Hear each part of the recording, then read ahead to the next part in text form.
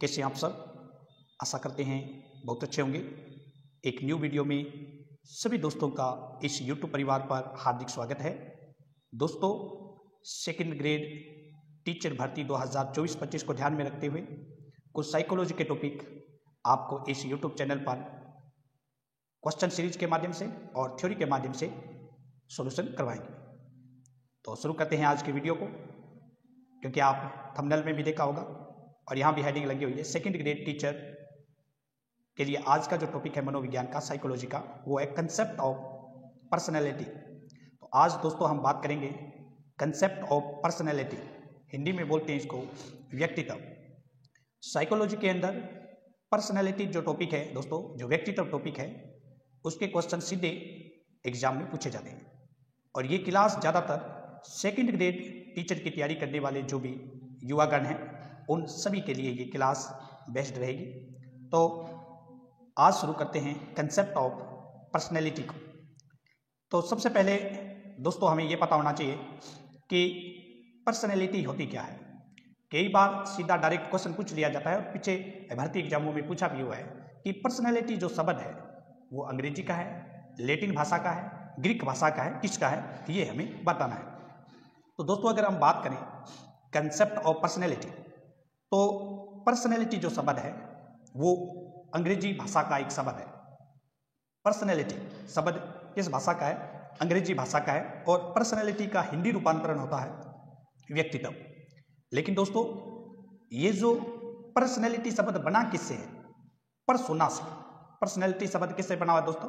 Persona से। और जो पर्सोना है, इस बात को आपको ध्यान रखना है, जो ये पर्सोना शब्द है, ये पर्सोना शब्द जिससे विकसित हुआ है, ये लैटिन भाषा का शब्द है।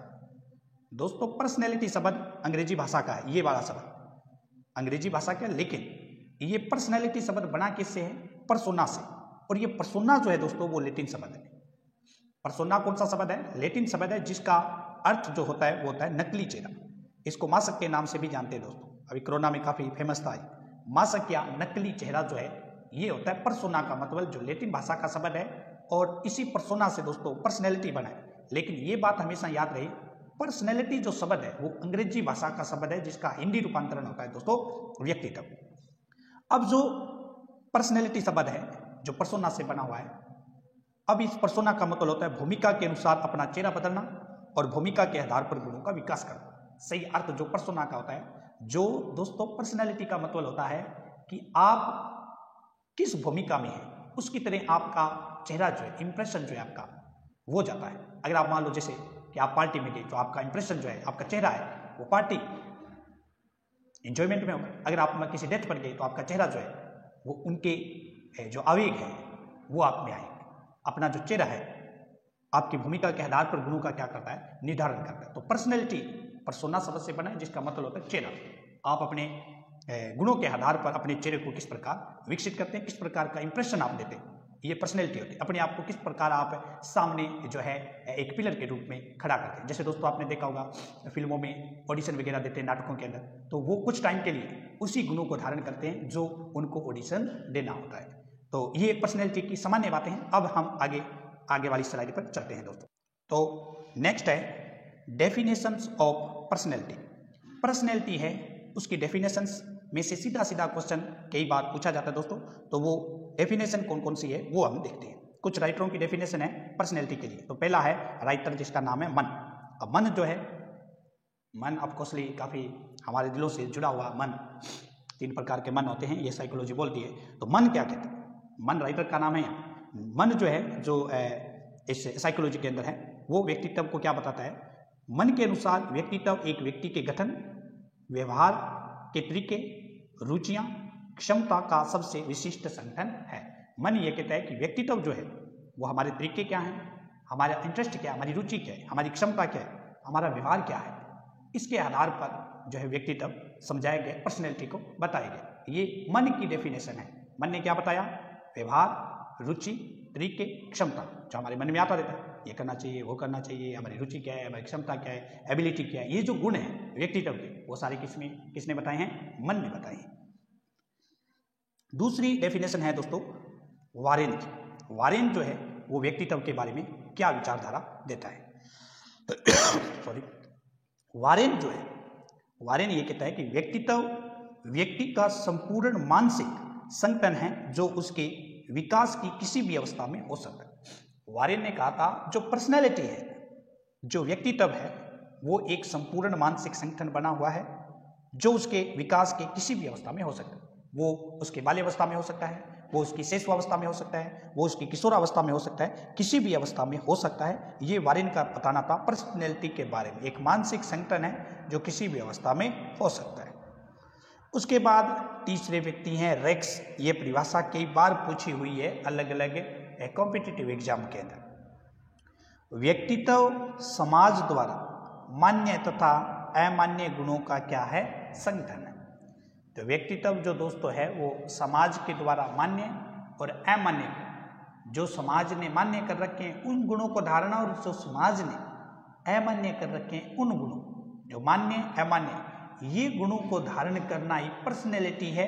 किसके अनुसार, रेक्स के अनुसार। किसके अनुसार, रेक्स के अनुसार।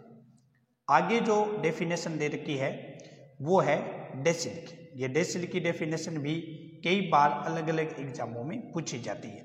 डेसिल जो है वो व्यक्तित्व के बारे में क्या बताते हैं सॉरी, व्यक्तित्व व्यक्ति की संपूर्ण प्रतिक्रिया एवं प्रतिक्रियात्मक संभावनाओं का संस्थान है, जैसा कि उसके परिवेश में जो सामाजिक प्राणी है उसके द्वारा आंका जाता है। तो डेसिल ये कहता है दोस्तों, व्यक्तित्व जो है व्यक्ति की संपूर्ण प्रतिक्रिया और प्रतिक्रियात्मक संभावना जो है उसका एक संस्थान है। संस्थान एक संस्था है, एक संस्थान है जो उसके परिवेश में जो सामाजिक प्राणी है उसके द्वारा आंका जाता है। अब मान लो जैसे आप समाज में रह रहे हैं, आप समाज के अंदर रह रहे हैं और उस समाज के अंदर जो प्राणी है वो आपके व्यक्तित्व को बताते हैं। कई बार आप जैसे 10वीं में थे, 12वीं में थे, उसके बाद आपने बीए किया, ग्रेजुएशन बीए, तो आपने देखा होगा आसपास के परिवेश के लोगों ने आप में कुछ क्वालिटी देखी होगी, कुछ आपके दोस्त भी बताए होंगे। उन्होंने ये भी कहा ये लड़का ये करता है, ये नहीं करता है, ये पढ़ने वाला है, ये नहीं पढ़ता है, ये घूमता है। तो इसका मतलब क्या है, डेसिल ने ये बात रखी है कि व्यक्तित्व जो है, व्यक्ति की पर्सनैलिटी है, वो समाज के अंदर रहता है, जो एक सामाजिक प्राणी है उसके द्वारा आंकी जाती है उस व्यक्तित्व की पर्सनैलिटी को देखने के। तो ये बात देने वाले व्यक्ति कौन थे, डेसिल थे, जिन्होंने व्यक्तित्व की क्या रखी है, डेफिनेशन रखी है। डेफिनेशनों में से दोस्तों नेक्स्ट डेफिनेशन दे रखी है आलपोर्ट की। आलपोर्ट की डेफिनेशन कई बार ये सेकंड ग्रेड में पूछी हुई डेफिनेशनों में से एक है आलपोर्ट। आलपोर्ट कहता है व्यक्तित्व व्यक्ति की उन मनोभौतिक पद्धतियों का गतिशील संगठन है जो पर्यावरण के प्रति अपूर्व समायोजन स्थापित करता है। तो यहाँ दोस्तों आपको सीधा सा शब्द याद रखना है, अपूर्व समायोजन। व्यक्तित्व की परिभाषा में अगर किसी व्यक्ति ने दी है तो वो व्यक्ति आलपोर्ट है। शब्द कौन सा ध्यान रखना है, अपूर्व समायोजन। मतलब व्यक्तित्व व्यक्ति की उन मनोभौतिक पद्धतियों का एक गतिशील संगठन है जो पर्यावरण के प्रति क्या रखता है, अपूर्व समायोजन रखता है। अपूर्व शब्द को आप अच्छी तरह से गांठ बांध लें, ये आलपोर्ट के द्वारा दी हुई है। उसके बाद है मार्टिन प्रिंस। मार्टिन प्रिंस ने क्या बोला था कि व्यक्तित्व समस्त शारीरिक तथा अर्जित वृत्तियों का योग है। जो आपकी शारीरिक और जो आपने अर्जित किया है, दोनों वृत्तियों को अगर जोड़ दिया जाए, जो व्यक्तित्व आपकी शारीरिक है, आपका शारीरिक ढांचा जो है वो, और इसके अलावा जो आपने अर्जित किया है, आपने ग्रहण किया है, वो इन दोनों का योग जो है वो व्यक्तित्व है। ये कहने वाले थे मार्टिन प्रिंस। तीसरी जो आगे की डेफिनेशन है वो है, तीन डेफिनेशन और बची है दोस्तों व्यक्तित्व की, वो है वाटसन की।